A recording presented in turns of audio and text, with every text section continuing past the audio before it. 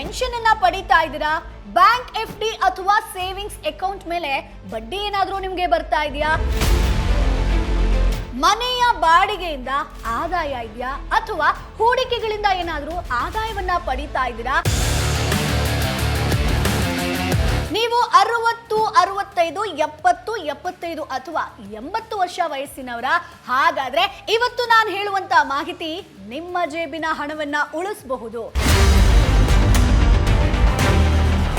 2026ರಿಂದ ಆದಾಯ ತೆರಿಗೆ ನಿಯಮಗಳಲ್ಲಿ ಸಾಕಷ್ಟು ಬದಲಾವಣೆಗಳು ಜಾರಿಗೆ ಬಂದಿದೆ. ಸೊ ಹಾಗಾಗಿ ಈ ವಿಡಿಯೋವನ್ನ ಕೊನೆಯವರೆಗೂ ಮಿಸ್ ಮಾಡದೆ ನೋಡಿ. ಯಾಕಂತಂದ್ರೆ ಕೆಲವರಿಗೆ ತೆರಿಗೆ ಸಂಪೂರ್ಣ ಶೂನ್ಯ ಆಗಬಹುದು, ಕೆಲವರಿಗೆ ITR ಫೈಲ್ ಮಾಡುವಂತ ಅಗತ್ಯವೇ ಇರದೇ ಇರಬಹುದು.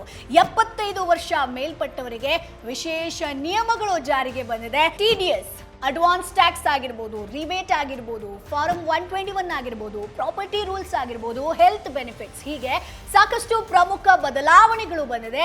ಒಂದು ಸಣ್ಣ ತಪ್ಪು ಮಾಡಿದ್ರೂ ಕೂಡ ಅನಗತ್ಯ ತೆರಿಗೆಯನ್ನ ಕಟ್ಟಬೇಕಾಗಬಹುದು ಅಥವಾ ದಂಡ ಕೂಡ ಬೀಳ್ಬಹುದು. ಹಾಗಾಗಿ ಇವತ್ತು 2026ರ ಹೊಸ ಆದಾಯ ತೆರಿಗೆ ನಿಯಮಗಳಲ್ಲಿ ಹಿರಿಯ ನಾಗರಿಕರು ತಿಳ್ಕೊಳ್ಳೇಬೇಕಾದಂತ ಪ್ರತಿಯೊಂದು ಪ್ರಮುಖ ವಿಚಾರವನ್ನ ಸರಳವಾಗಿ ವಿತ್ ಎಕ್ಸಾಂಪಲ್ ನಿಮ್ಗೆ ಅರ್ಥ ಮಾಡಿಸ್ಕೊಡ್ತೀನಿ. ಸೊ ಹಾಗಾಗಿ ವಿಡಿಯೋವನ್ನ ಕೊನೆ ತನಕ ಮಿಸ್ ಮಾಡದೆ ನೋಡಿ. ಹಾಯ್ ಹಲೋ ನಮಸ್ಕಾರ, ವೆಲ್ಕಮ್ ಟು ಬಾಸ್ ವಾಲಾ ಯೂಟ್ಯೂಬ್ ಚಾನೆಲ್. ನಾನು ಚೈತ್ರ.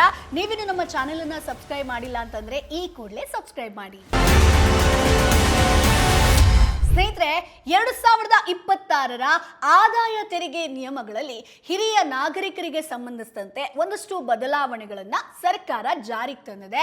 ಈ ನಿಯಮಗಳನ್ನ ಸರಿಯಾಗಿ ನೀವು ಅರ್ಥ ಮಾಡ್ಕೊಂಡ್ರೆ ತೆರಿಗೆಯನ್ನ ಉಳಿಸಬಹುದು, ಅನಗತ್ಯ ದಂಡವನ್ನ ತಪ್ಪಿಸಬಹುದು, ನಿವೃತ್ತಿ ಜೀವನವನ್ನ ಇನ್ನಷ್ಟು ಸುರಕ್ಷಿತವಾಗಿ ಯೋಜಿಸ್ಕೊಳ್ಬಹುದು. ಸ್ನೇಹಿತರೆ, ಹಾಗಾದ್ರೆ ಒಂದೊಂದೇ ವಿಚಾರವನ್ನ ತುಂಬಾ ಸಿಂಪಲ್ ಆಗಿ ತಿಳ್ಕೊಳ್ತಾ ಹೋಗೋಣವಾ? ಸೊ ಮೊದಲನೇದಾಗಿ ಹಿರಿಯ ನಾಗರಿಕರಂದ್ರೆ ಯಾರಪ್ಪ? ಸರ್ಕಾರ ಹಿರಿಯ ನಾಗರಿಕರನ್ನ 2 ವಿಭಾಗಗಳಾಗಿ ಡಿವೈಡ್ ಮಾಡಿದೆ ಸ್ನೇಹಿತರೆ. ಮೊದಲನೇದಾಗಿ ಸೀನಿಯರ್ ಸಿಟಿಸನ್, ಹಿರಿಯ ನಾಗರಿಕರು ಅಂದ್ರೆ 60ರಿಂದ 79 ವರ್ಷದ ಒಳಗಿನವರು ಬರ್ತಾರೆ. ಇನ್ನು ಎರಡನೇದಾಗಿ ಸೂಪರ್ ಸೀನಿಯರ್ ಸಿಟಿಸನ್ ಅಂದ್ರೆ 80 ವರ್ಷ ಅಥವಾ ಅದಕ್ಕಿಂತ ಹೆಚ್ಚಿನವರು. ಆದ್ರೆ ಇಲ್ಲೇ ಒಂದು ಪ್ರಮುಖ ವಿಚಾರ ಇರುವಂತದ್ದು, ಈ ಎಲ್ಲ ತೆರಿಗೆ ಸೌಲಭ್ಯಗಳು ಭಾರತದಲ್ಲಿ ವಾಸಿಸುವಂತ ರೆಸಿಡೆಂಟ್ ಸಿಟಿಸನ್ಸ್ಗೆ ಮಾತ್ರ ಅನ್ವಯಿಸುತ್ತೆ.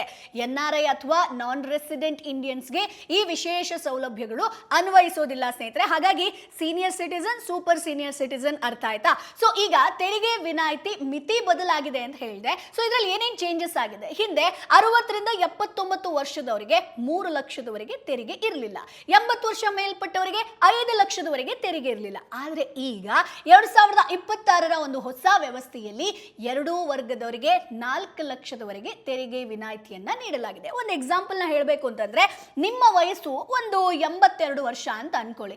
ನಿಮ್ಮ ಒಂದು ವಾರ್ಷಿಕ ಆದಾಯ 3,80,000 ಇತ್ತು ಅಂತಂದ್ರೆ ಯಾವುದೇ ತೆರಿಗೆ ಇಲ್ಲ. ಆದ್ರೆ ಹಿಂದೆ ನಿಮಗೆ 5 ಲಕ್ಷದವರೆಗೆ ವಿನಾಯಿತಿ ಇತ್ತು, ಆದ್ರೆ ಈಗ 4 ಲಕ್ಷಕ್ಕೆ ಸಮಾನಗೊಳಿಸಿದ್ದಾರೆ. ಎರಡೂ ಕ್ಯಾಟಗರಿಗೂ ಕೂಡ ಒಂದೇ ಈಕ್ವಲ್ ಮಾಡಿಬಿಟ್ಟಿದ್ದಾರೆ. ಇನ್ನು ಮೂರನೇದು ಬಂದು ಹೊಸ ಟ್ಯಾಕ್ಸ್ ಸ್ಲ್ಯಾಬ್ ಬಗ್ಗೆ ನೋಡೋಣ.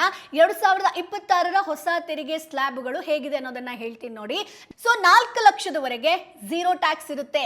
4 ಲಕ್ಷದಿಂದ 8 ಲಕ್ಷ ಆಯ್ತು ಅಂತಂದ್ರೆ 5% ತೆರಿಗೆ ಕಟ್ಟಬೇಕು. ಇನ್ನು 8 ಲಕ್ಷದಿಂದ 12 ಲಕ್ಷ ಆದ್ರೆ 10% ಇರುತ್ತೆ. 12 ಲಕ್ಷದಿಂದ 16 ಲಕ್ಷ ಆದ್ರೆ 15%, 16 ಲಕ್ಷದಿಂದ 20 ಲಕ್ಷ ಆದ್ರೆ 20%, ಹಾಗೆ 20 ಲಕ್ಷದಿಂದ 24 ಲಕ್ಷ ಆಯ್ತು ಅಂತಂದ್ರೆ 25% ಇರುತ್ತೆ. ಸೊ 24 ಲಕ್ಷಕ್ಕಿಂತ ಹೆಚ್ಚಿತ್ತು ಅಂತಂದ್ರೆ 30% ತೆರಿಗೆ. ಅಂದ್ರೆ ಸಿಂಪಲ್ ಆಗಿ ಹೇಳಬೇಕು ಅಂತಂದ್ರೆ ಆದಾಯ ಎಷ್ಟು ಹೆಚ್ಚಾಗ್ತಾ ಹೋಗುತ್ತೋ ತೆರಿಗೆ ಪ್ರಮಾಣ ಕೂಡ ಕ್ರಮೇಣ ಹೆಚ್ಚಾಗ್ತಾ ಹೋಗುತ್ತೆ. ಇನ್ನು 12 ಲಕ್ಷ ಆದಾಯ ಇದ್ರೂ ಕೂಡ ಟ್ಯಾಕ್ಸ್ 0 ಹೇಗಾಗುತ್ತೆ? ಸಿಂಪಲ್ ಆಗಿ ಹೇಳ್ತೀನಿ ನೋಡಿ. ಸರ್ಕಾರ 12 ಲಕ್ಷದವರೆಗೆ ಆದಾಯ ಇರೋರಿಗೆ 60,000ದವರೆಗೆ ರಿಬೇಟ್ ಅನ್ನ ನೀಡುತ್ತೆ. ಅಂದ್ರೆ ಲೆಕ್ಕದಲ್ಲಿ ತೆರಿಗೆ ಬಂದರೂ ಕೂಡ ಸರ್ಕಾರ ಅದನ್ನ ರಿಬೇಟ್ ಮೂಲಕ ಕಡಿತಗೊಳಿಸುತ್ತೆ. ಒಂದು ಎಕ್ಸಾಂಪಲ್ ಹೇಳಬೇಕು ಅಂತಂದ್ರೆ, ನಿಮ್ಮ ಆದಾಯ 11,80,000 ಇತ್ತು ಅಂತಂದ್ರೆ ತೆರಿಗೆ ಬರ್ಬೋದು, ಆದ್ರೆ ರಿಬೇಟ್ ಕಾರಣದಿಂದ ನೀವು ಕೊನೆಯಲ್ಲಿ 0 ಟ್ಯಾಕ್ಸ್ ಅನ್ನ ಪಾವತಿಸಬಹುದು ಸ್ನೇಹಿತರೆ. ಸೊ ಈಗ ನಿಮ್ಗೊಂದು ಕನ್ಫ್ಯೂಷನ್ ಬರ್ಬೋದು. ಅದರ ಜೊತೆಗೆ ನಿಮ್ಗೆ ಮಾರ್ಜಿನಲ್ ರಿಲೀಫ್ ರಿಲೀಫ್ ಬಗ್ಗೆ ಕೂಡ ಹೇಳಲೇಬೇಕು. ವಿತ್ ಎಕ್ಸಾಂಪಲ್ ಹೇಳ್ತೀನಿ ನೋಡಿ. ನಿಮ್ಮ ಆದಾಯ 12 ಲಕ್ಷ ಇದ್ರೆ ಝೀರೋ ಟ್ಯಾಕ್ಸ್ ಅಂತ ಹೇಳಿದೆ. ಅದೇ 12,01,000 ಆದಾಯ ಬಂದ್ರೆ ಇದಕ್ಕಿದ್ದಂತೆ ದೊಡ್ಡ ತೆರಿಗೆ ಕಟ್ಟಬೇಕಾ ಮೇಡಮ್ ಅಂತ ಕೇಳಿದ್ರೆ, ಸೊ ಅದಕ್ಕಾಗಿ ಮಾರ್ಜಿನಲ್ ರಿಲೀಫ್ ಅನ್ನುವಂತ ನಿಯಮ ಇದೆ ಸ್ನೇಹಿತರೆ. ಅಂದ್ರೆ ಇಲ್ಲಿ ನಿಮ್ಗೆ ಏನ್ ಗೊತ್ತಾ, ಹೆಚ್ಚುವರಿ ಆದಾಯದ ಮೇಲಷ್ಟೇ ನೀವು ತೆರಿಗೆಯನ್ನ ಕಟ್ಟಬೇಕಾಗತ್ತೆ, ತೆರಿಗೆಯನ್ನ ವಿಧಿಸಲಾಗುತ್ತೆ. ಇಡೀ ಆದಾಯದ ಮೇಲೆ ಭಾರಿ ತೆರಿಗೆ ಬರೋದಿಲ್ಲ. ಸೊ ಹಾಗಾಗಿ ಮಾರ್ಜಿನಲ್ ರಿಲೀಫ್ ಅನ್ನುವಂಥದ್ದನ್ನ ನೆನಪಲ್ಲಿ ಇಟ್ಕೊಳ್ಳಿ. ಸೊ ಇನ್ನು ITR ಫೈಲ್ ಮಾಡಬೇಕಾ ಬೇಡವಾ ಅನ್ನುವಂತ ಪ್ರಶ್ನೆ ಕೂಡ ನಿಮ್ಮಲ್ಲಿ ಬರುತ್ತೆ. ಸೊ ನಿಮ್ಮ ಒಂದು ವಾರ್ಷಿಕ ಆದಾಯ 4 ಲಕ್ಷಕ್ಕಿಂತ ಕಡಿಮೆ ಇದ್ರೆ ಸಾಮಾನ್ಯವಾಗಿ ITR ಸಲ್ಲಿಸುವಂತ ಅಗತ್ಯ ಇರೋದಿಲ್ಲ. ಆದ್ರೆ ಕೆಲವು ಸಂದರ್ಭಗಳಲ್ಲಿ ಆದಾಯ ಕಡಿಮೆ ಇದ್ರೂ ಕೂಡ ITR ಸಲ್ಲಿಸಲೇಬೇಕು. ಯಾವುದು ಅಂತ ಹೇಳ್ತೀನಿ ನೋಡಿ. ಸೇವಿಂಗ್ಸ್ ಅಕೌಂಟ್ ಡೆಪಾಸಿಟ್ 50 ಲಕ್ಷಕ್ಕಿಂತ ಹೆಚ್ಚಿತ್ತು ಅಂತಂದ್ರೆ, ಅದರ ಜೊತೆಗೆ ಕರೆಂಟ್ ಅಕೌಂಟ್ ಡೆಪಾಸಿಟ್ 1 ಕೋಟಿಗಿಂತ ಹೆಚ್ಚಿತ್ತು ಅಂತಂದ್ರೆ, ಬಿಸ್ನೆಸ್ ಟರ್ನ್ ಓವರ್ 60 ಲಕ್ಷಕ್ಕಿಂತ ಹೆಚ್ಚಿತ್ತು ಅಂತಂದ್ರೆ ನೀವು ಕಟ್ಟಬೇಕಾಗತ್ತೆ. ಪ್ರೊಫೆಷನಲ್ ಇನ್ಕಮ್ ಬಂದು 10 ಲಕ್ಷಕ್ಕಿಂತ ಹೆಚ್ಚಿತ್ತು, ಫಾರಿನ್ ಟೂರ್ ವೆಚ್ಚ 2 ಲಕ್ಷಕ್ಕಿಂತ ಹೆಚ್ಚಿತ್ತು, ಹಾಗೆ ಎಲೆಕ್ಟ್ರಿಸಿಟಿ ಬಿಲ್ 1 ಲಕ್ಷಕ್ಕಿಂತ ಹೆಚ್ಚಿತ್ತು, ಹಾಗೆ ಫಾರಿನ್ ಅಸೆಟ್ಸ್ ಇದ್ರೆ ITR ಕಡ್ಡಾಯ. ಅಂದ್ರೆ ಸೊ ಸರ್ಕಾರ ನಿಮ್ಮ ಆದಾಯವನ್ನಷ್ಟೇ ಅಲ್ಲ, ದೊಡ್ಡ ಹಣಕಾಸು ವ್ಯವಹಾರಗಳನ್ನ ಕೂಡ ಟ್ರ್ಯಾಕ್ ಮಾಡ್ತಾ ಇರುತ್ತೆ, ಗಮನ ಹರಿಸ್ತಾ ಇರುತ್ತೆ. ಇನ್ನು ಅಡ್ವಾನ್ಸ್ ಟ್ಯಾಕ್ಸ್ ನಿಯಮ ಕೂಡ ನಾನು ಹೇಳ್ತೀನಿ. 60 ವರ್ಷ ಮೇಲ್ಪಟ್ಟವರಿಗೆ ಒಂದೊಳ್ಳೆ ಸುದ್ದಿ ಇದೆ. ನಿಮ್ಮ ಆದಾಯ ಕೇವಲ ಪೆನ್ಷನ್ ಆಗಿರ್ಬೋದು ಅಥವಾ ಇಂಟ್ರೆಸ್ಟ್ ಇನ್ಕಮ್ ಆಗಿದ್ರೆ ಅಡ್ವಾನ್ಸ್ ಟ್ಯಾಕ್ಸ್ ಕಟ್ಟೋ ಅಗತ್ಯ ಇಲ್ಲ. ಆದ್ರೆ ಬಿಸ್ನೆಸ್ ಇನ್ಕಮ್ ಇದ್ರೆ ಅಡ್ವಾನ್ಸ್ ಟ್ಯಾಕ್ಸ್ ಅನ್ವಯ ಆಗುತ್ತೆ, ನೀವು ಅದನ್ನ ಕಟ್ಟಲೇಬೇಕು. ಸೊ ಹಾಗಾದ್ರೆ 75 ವರ್ಷ ಮೇಲ್ಪಟ್ಟವರಿಗೆ ಏನೇನ್ ವಿಶೇಷ ನಿಯಮಗಳು ಬಂದಿದೆ? ಇದು ಸೂಪರ್ ಸೀನಿಯರ್ ಸಿಟಿಸನ್ಸ್ಗೆ ಒಂದು ದೊಡ್ಡ ಅನುಕೂಲ. ಸೊ ನಿಮ್ಮ ಒಂದು ವಯಸ್ಸು 75 ವರ್ಷ ಅಥವಾ ಅದಕ್ಕಿಂತ ಹೆಚ್ಚಿತ್ತು ಅಂತಂದ್ರೆ ಕೇವಲ ಪೆನ್ಷನ್ ಹಾಗೆ ಬ್ಯಾಂಕ್ ಇಂಟ್ರೆಸ್ಟ್ ಮಾತ್ರ ನಿಮ್ಮ ಆದಾಯ ಆಗಿತ್ತು ಅಂತಂದ್ರೆ, ರೆಂಟಲ್ ಇನ್ಕಮ್ ಅಲ್ಲ, ಬಿಸ್ನೆಸ್ ಇನ್ಕಮ್ ಅಲ್ಲ, ಆಗ ನಿಮ್ಮ ಬ್ಯಾಂಕ್ ನಿಮ್ಮ ತೆರಿಗೆಯನ್ನ ಲೆಕ್ಕ ಹಾಕಿ TDS ಅನ್ನ ಕಡಿತಗೊಳಿಸುತ್ತೆ. ನೀವು ITR ಫೈಲ್ ಮಾಡೋ ಅಗತ್ಯ ಇಲ್ಲ. ಇದು ಹಿರಿಯ ನಾಗರಿಕರಿಗೆ ಸರ್ಕಾರ ನೀಡಿರುವಂತ ಒಂದು ಒಳ್ಳೆ ಬೆನಿಫಿಟ್ ಆಗಿರುತ್ತೆ ಸ್ನೇಹಿತರೆ. ಅದರ ಜೊತೆಗೆ ಈಗ ನೆಕ್ಸ್ಟ್ ಹೆಲ್ತ್ ಬೆನಿಫಿಟ್ ಬಗ್ಗೆ ನೋಡೋಣ.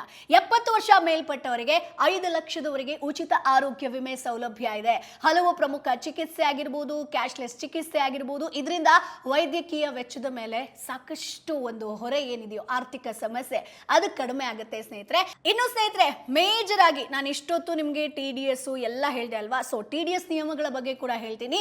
ನಿಮ್ಮ ಇಂಟ್ರೆಸ್ಟ್ ಇನ್ಕಮ್ 1 ಲಕ್ಷಕ್ಕಿಂತ ಹೆಚ್ಚಾದ್ರೆ TDS ಅನ್ವಯಿಸಬಹುದು. ಆದ್ರೆ ಒಂದು ವಿಚಾರ ನೆನಪಲ್ಲಿ ಇಟ್ಕೊಳ್ಳಿ, TDS ಕಡಿತ ಆಗಿಲ್ಲ ಅಂತಂದ್ರೆ ಟ್ಯಾಕ್ಸ್ ಇಲ್ಲ ಅಂತ ಅರ್ಥ ಅಲ್ಲ, ನಿಮ್ಮ ತೆರಿಗೆ ಹೊಣೆಗಾರಿಕೆ ಪ್ರತ್ಯೇಕ ಆಗಿರುತ್ತೆ. ಸೊ TDS ಪ್ರತ್ಯೇಕ ಆಗಿರುತ್ತೆ. ಇದರ ಜೊತೆಗೆ ನಿಮ್ಮ ಒಂದು ಪ್ಯಾನ್ ಆಗಿರ್ಬೋದು, ಆಧಾರ್ ಸರಿಯಾಗಿ ಲಿಂಕ್ ಆಗಿದೆಯಾ ಅನ್ನೋದನ್ನ ಒಮ್ಮೆ ಚೆಕ್ ಮಾಡ್ಕೊಳ್ಳಿ. ಇದು ನಾನು ಎಕ್ಸ್ಟ್ರಾ ಟಿಪ್ ಕೊಡ್ತಾ ಇರುವಂತದ್ದು. ಪ್ಯಾನ್ ಸಕ್ರಿಯ ಆಗಿಲ್ಲ ಅಂತಂದ್ರೆ ಅಥವಾ ವಿವರಗಳಲ್ಲಿ ಏನಾದ್ರೂ ವ್ಯತ್ಯಾಸ ಇತ್ತು ಅಂತಂದ್ರೆ ಹೆಚ್ಚಿನ ಪ್ರಮಾಣದಲ್ಲಿ TDS ಕಡಿತ ಆಗುವಂತ ಚಾನ್ಸಸ್ ಇದೆ. ಆದ್ರಿಂದ ಈ ಒಂದು ವಿವರಗಳನ್ನ ಸಮಯಕ್ಕೆ ಸರಿಯಾಗಿ ಪರಿಶೀಲನೆ ಮಾಡ್ಕೊಳ್ಳಿ ಸ್ನೇಹಿತರೆ. ಇನ್ನು ಸ್ನೇಹಿತರೆ ಫಾರಂ 121 ಬಗ್ಗೆ ಮಾತಾಡೋಣ. ಸೊ ಇದೊಂದು ಹೊಸ ಬದಲಾವಣೆ ಆಗಿರುತ್ತೆ. ಹಿಂದೆ 60 ವರ್ಷ ಒಳಗಿನವರು ಫಾರಂ 15G, 60 ವರ್ಷ ಮೇಲ್ಪಟ್ಟವರು ಫಾರಂ 15H ಅನ್ನ ಯೂಸ್ ಮಾಡ್ತಾ ಇದ್ರು. ಈಗ ಇವೆರಡರ ಬದಲಿಗೆ ಫಾರಂ 121 ಬಂದಿದೆ. ಸೊ ಏನಪ್ಪಾ ಇದು ಫಾರಂ 121? ಸಿಂಪಲ್ ಸ್ನೇಹಿತರೆ, ನಿಮ್ಮ ಆದಾಯ ತೆರಿಗೆ ಮಿತಿಗಿಂತ ಕಡಿಮೆ ಇದೆ, ಆದ್ರಿಂದ ಬ್ಯಾಂಕ್ TDS ಕಡಿತ ಮಾಡಬೇಡಿ ಅಂತ ಘೋಷಿಸುವಂತ ಒಂದು ಡಿಕ್ಲರೇಷನ್ ಫಾರ್ಮ್ ಆಗಿರುತ್ತೆ. ಅರ್ಥ ಆಯ್ತಾ? ಸೊ ನೆಕ್ಸ್ಟ್ ಈಗ ಟ್ಯಾಕ್ಸ್ ಇಯರ್ ಬದಲಾವಣೆ ಆಗಿದೆ. ಹಿಂದೆ ಅಸೆಸ್ಮೆಂಟ್ ಇಯರ್, ಪ್ರೀವಿಯಸ್ ಇಯರ್ ಅಂತ ಎರಡು ಹೆಸರಿತ್ತು, ಹೌದಾ?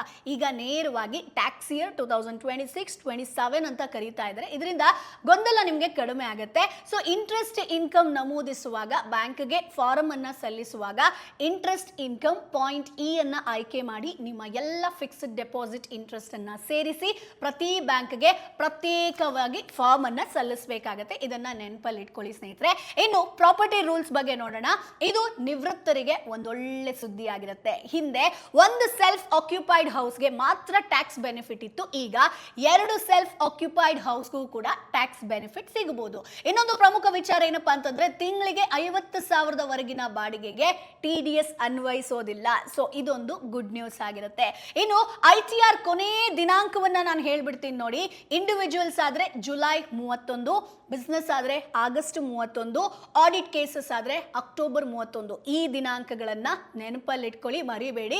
ಸೊ ಈಗ ಸ್ನೇಹಿತರೆ ಒಂದಷ್ಟು ಟಿಪ್ಸ್ ಗಳನ್ನ ನಾನು ನಿಮ್ಗೆ ಕೊಡ್ತಾ ಹೋಗ್ತೀನಿ, ಗಮನದಲ್ಲಿಟ್ಕೊಳ್ಳಿ. ಸೊ ನೀವು ಇನ್ಕಮ್ ಟ್ಯಾಕ್ಸ್ ರೀಫಂಡ್ ಅನ್ನ ಪಡಿಬೇಕು ಅಂತಂದ್ರೆ ನಿಮ್ಮ ಬ್ಯಾಂಕ್ ಖಾತೆ ಇನ್ಕಮ್ ಟ್ಯಾಕ್ಸ್ ಪೋರ್ಟಲ್ ನಲ್ಲಿ ಪ್ರೀ ವ್ಯಾಲಿಡೇಟ್ ಆಗಿದ್ಯಾ ಅನ್ನುವಂಥದ್ದನ್ನ, ಜೊತೆಗೆ ಪ್ಯಾನ್ ಗೆ ಲಿಂಕ್ ಆಗಿದ್ಯಾ ಅನ್ನುವಂಥದ್ದನ್ನ ಚೆಕ್ ಮಾಡ್ಕೊಳ್ಳಿ. ಇಲ್ಲ ಅಂತಂದ್ರೆ ರೀಫಂಡ್ ಸಿಗೋದು ಲೇಟ್ ಆಗುತ್ತೆ. ಹಾಗೆ ಜುಲೈ 2026 ಹೊಸ ಅಪ್ಡೇಟ್ ಕೂಡ ಬಂದಿದೆ, ಅದನ್ನ ಕೂಡ ಹೇಳ್ತೀನಿ. ಸೊ ಜುಲೈ ತಿಂಗಳು ಆದಾಯ ತೆರಿಗೆ ಸಲ್ಲಿಕೆಗೆ ಒಂದಷ್ಟು ಪ್ರಮುಖ ತಿಂಗಳು ಅಂತಾನೆ ಹೇಳ್ಬೋದು. ಸೊ ಈ ವರ್ಷದಿಂದ ಆದಾಯ ತೆರಿಗೆ ರಿಟರ್ನ್ ಸಲ್ಲಿಸುವಂತಹ ದಿನಾಂಕಗಳನ್ನ ವರ್ಗವಾರು ವಿಭಜಿಸಲಾಗಿದೆ. ಅಂದ್ರೆ ಗಮನದಲ್ಲಿಟ್ಕೊಳ್ಳಿ, ನೀವು ಇನ್ ಕೇಸ್ ಸ್ಯಾಲರಿಡ್ ಆಗಿದ್ರೆ ಅಂದ್ರೆ ಸಂಬಳದ ಉದ್ಯೋಗಿಗಳಾಗಿದ್ದು ಅಥವಾ ಪಿಂಚಣಿದಾರರಾಗಿರ್ಬೋದು, ITR 1 ITR 2 ಸಲ್ಲಿಸುವಂತ ಹೆಚ್ಚಿನ ವೈಯಕ್ತಿಕ ತೆರಿಗೆದಾರರಿಗೆ ಲಾಸ್ಟ್ ಡೇಟ್ ಬಂದು ಜುಲೈ 31 ಆಗಿರುತ್ತೆ.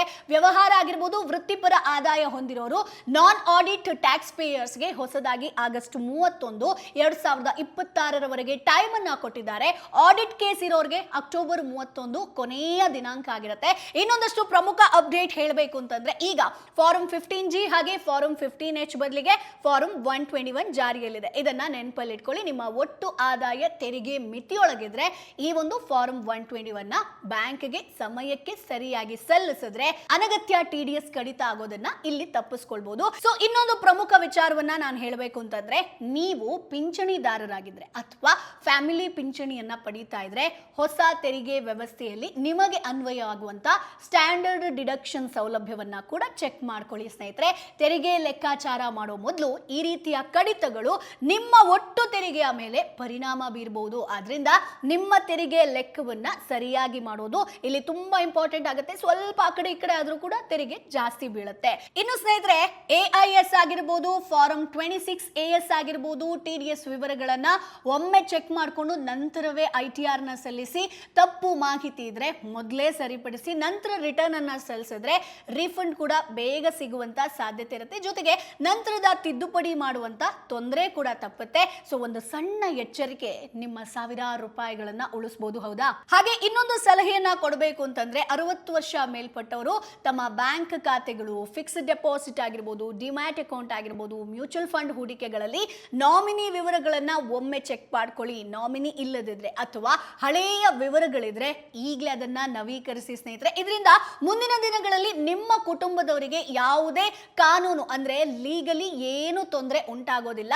ಸೊ ಹಿರಿಯ ನಾಗರಿಕರು ಸಾಮಾನ್ಯವಾಗಿ ಮಾಡುವಂತ ಒಂದಷ್ಟು ತಪ್ಪುಗಳು ಹೇಳ, ಇದೆಲ್ಲವನ್ನ ನೀವು ಮಾಡ್ತಾ ಇರ್ತೀರಾ. FD ಬಡ್ಡಿ ಆದಾಯವನ್ನ ITR ನಲ್ಲಿ ತೋರಿಸದೇ ಬಿಡುವಂಥದ್ದು, ಫಾರಂ 121 ಸಲ್ಲಿಸದೆ ಅನಗತ್ಯವಾಗಿ TDS ಕಡಿತ ಆಗೋದಕ್ಕೆ ಅವಕಾಶವನ್ನ ಮಾಡಿಕೊಡೋದು, ಬ್ಯಾಂಕ್ ನಲ್ಲಿ ಹಳೆಯ ಪ್ಯಾನ್ ಆಗಿರ್ಬೋದು, ನಾಮಿನಿ ವಿವರಗಳನ್ನ ನವೀಕರಿಸದೇ ಇರುವಂತದ್ದಾಗಿರ್ಬೋದು. ಅಷ್ಟೇ ಅಲ್ಲ, ಎಲ್ಲ ಬ್ಯಾಂಕ್ಗಳ ಬಡ್ಡಿ ಆದಾಯವನ್ನ ಸೇರಿಸಿ ತೆರಿಗೆ ಲೆಕ್ಕ ಹಾಕದೆ ಬಿಡುವಂಥದ್ದು, ಇದು ಕೂಡ ದೊಡ್ಡ ತಪ್ಪಾಗಿರುತ್ತೆ. ಈ ಸಣ್ಣ ತಪ್ಪುಗಳಿಂದ ನಂತರ ನಿಮಗೆ ನೋಟಿಸ್ ಕೂಡ ಬರ್ಬೋದು. ಆಗ ನೀವು ಅನ್ಕೊಳ್ತೀರಾ, ನಾನು ಏನಪ್ಪ ತಪ್ಪು ಮಾಡಿದೆ, ಯಾಕೆ ನೋಟಿಸ್ ಬಂತು ಅಂತ. ಅದರ ಜೊತೆಗೆ ನಿಮಗೆ ಬರುವಂತ ರಿಫಂಡ್ ಕೂಡ ವಿಳಂಬ ಆಗಬಹುದು. ಸೊ ಹಾಗಾಗಿ ಈ ಒಂದು ನಿಯಮಗಳನ್ನ ಸರಿಯಾಗಿ ಅರ್ಥ ಮಾಡ್ಕೊಂಡ್ರೆ ಅನಗತ್ಯ ತೆರಿಗೆಯನ್ನ ನೀವು ತಪ್ಪಿಸ್ಕೊಳ್ಬಹುದು, ದಂಡದಿಂದ ಕೂಡ ಪಾರಾಗಬಹುದು. ನಿಮ್ಮ ನಿವೃತ್ತಿ ಜೀವನವನ್ನ ಇನ್ನಷ್ಟು ಸುರಕ್ಷಿತವಾಗಿ ಸೇಫ್ ಆಗಿ ನೀವು ಪ್ಲಾನ್ ಮಾಡಬಹುದು ಸ್ನೇಹಿತರೆ. ಹಾಗಾಗಿ ಸರ್ಕಾರದ ಉದ್ದೇಶ ತೆರಿಗೆ ವ್ಯವಸ್ಥೆಯನ್ನ ಸರಳಗೊಳಿಸೋದಷ್ಟೇ, ಹಿರಿಯ ನಾಗರಿಕರ ಮೇಲಿನ ತೆರಿಗೆ ಹೊರೆಯನ್ನ ಕಡಿಮೆ ಮಾಡುವಂಥದ್ದು. ಬಟ್ ಇಲ್ಲಿ ಗಮನದಲ್ಲಿಟ್ಕೊಳ್ಳಿ, ತೆರಿಗೆ ಉಳಿಸೋದು ಅಂತಂದ್ರೆ ಕೇವಲ ಹಣ ಉಳಿಸೋದಲ್ಲ, ಸರಿಯಾದ ನಿಯಮಗಳನ್ನ ತಿಳ್ಕೊಂಡು ನಿಮ್ಮ ನಿವೃತ್ತಿ ಜೀವನವನ್ನ ಸೇಫ್ ಆಗಿ ಇಡುವಂಥದ್ದು ಕೂಡ ಅಷ್ಟೇ ಮುಖ್ಯ ಆಗಿರುತ್ತೆ. ಸೊ ಅದರಿಂದ ಈ ಮಾಹಿತಿಯನ್ನ ನಿಮ್ಮ ತಂದೆ, ತಾಯಿ, ಅಜ್ಜ, ಅಜ್ಜಿ ಆಗಿರ್ಬೋದು ಅಥವಾ 60 ವರ್ಷ ಮೇಲ್ಪಟ್ಟ ಎಲ್ರಿಗೂ ಕೂಡ ತಪ್ಪದೇ ಈ ವಿಡಿಯೋವನ್ನ ತೋರಿಸಿ, ಜೊತೆಗೆ ಶೇರ್ ಕೂಡ ಮಾಡಿ. ಸೊ ಈ ಒಂದು ಮಾಹಿತಿ ನಿಮಗೆ ಉಪಯುಕ್ತ ಅನ್ಸಿದ್ರೆ ಒಂದು ಲೈಕ್ ಕೊಡಿ. ಏನಾದರೂ ಡೌಟ್ ಇತ್ತು ಅಂತಂದ್ರೆ ಕಮೆಂಟ್ ಬಾಕ್ಸ್ ಅಲ್ಲಿ ತಪ್ಪದೇ ತಿಳಿಸಿ. ಮುಂದಿನ ವಿಡಿಯೋದಲ್ಲಿ ಮತ್ತಷ್ಟು ಮಾಹಿತಿ ಜೊತೆ ನಾನು ನಿಮ್ಮ ಮುಂದೆ ಹಾಜರಿರ್ತೀನಿ. ಅಲ್ಲಿವರೆಗೂ ಬೈ ಬಾಯ್. ಬ್ರ್ಯಾಂಡ್ ಪಾರ್ಟ್ನರ್ಶಿಪ್ ಮತ್ತು ಜಾಹೀರಾತಿಗಾಗಿ ಸಂಪರ್ಕಿಸಿ brand@bosswala.com.